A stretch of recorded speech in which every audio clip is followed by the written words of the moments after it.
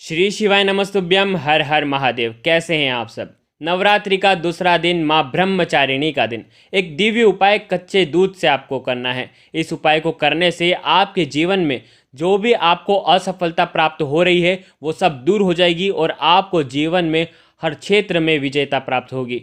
पूज्य गुरुदेव की कथा सुन करके समझ करके प्रयास करते हैं कि आप तक उनके दिव्य उपाय बिल्कुल सरल विधि से सरल तरीके से पहुँचाए जाएँ, ताकि आप उन उपायों को कर पाएँ। अगर चैनल पर नए आए हैं तो चैनल को सब्सक्राइब कर बेल आइकन को ज़रूर प्रेस करें और कमेंट में हमेशा की तरह श्री शिवाय नमस्तुभ्यम ज़रूर लिखें। जिस प्रकार माँ ब्रह्मचारिणी ने तपस्या करके भगवान शिव को प्राप्त किया था, उसी प्रकार से ये उपाय आपके जीवन में विजेता प्राप्त कराएगा। बहुत ही सरल विधि है, इसीलिए बिल्कुल ध्यान से सुनिएगा किस प्रकार से आपको ये उपाय करना है। नवरात्रि के दूसरे दिन माँ ब्रह्मचारिणी की पूजा अर्चना की जाती है और माँ ब्रह्मचारिणी की पूजा करने से व्यक्ति सदैव विजयता प्राप्त करता है। माँ के दाएं हाथ में जप की माला है और बाएं हाथ में कमंडल धारण किए हुए माँ शोभायमान है। यह उपाय आपको शाम को करना है, यानी कि रात्रि में आपको ये उपाय करना है सूर्यास्त के बाद। हो सके तो सफ़ेद वस्त्र आपको धारण करना चाहिए।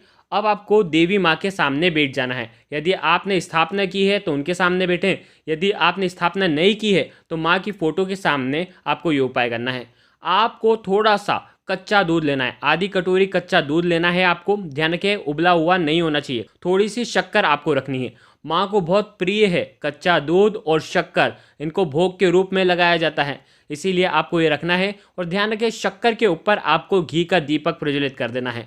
अब आप क्या करेंगे, साथ ही साथ आपको एक चांदी का सिक्का लेना है और हो सके तो गुड़हल का, नहीं तो कमल का पुष्प, आपको लाल पुष्प लेकर के आना चाहिए और आपको ये सारी सामग्री माता रानी के सामने रख देनी है। अगर आपके पास चांदी का सिक्का नहीं है तो चांदी की कोई सी भी वस्तु आप रख सकते हैं, उसका उपयोग कर सकते हैं। अब आपको क्या करना है, मंत्रों का जाप। या देवी सर्वभूतेषु ब्रह्मचारिणी रूपेण संस्थिता नमस्तस्ये नमस्तस्ये नमस्तस्ये नमो नमः।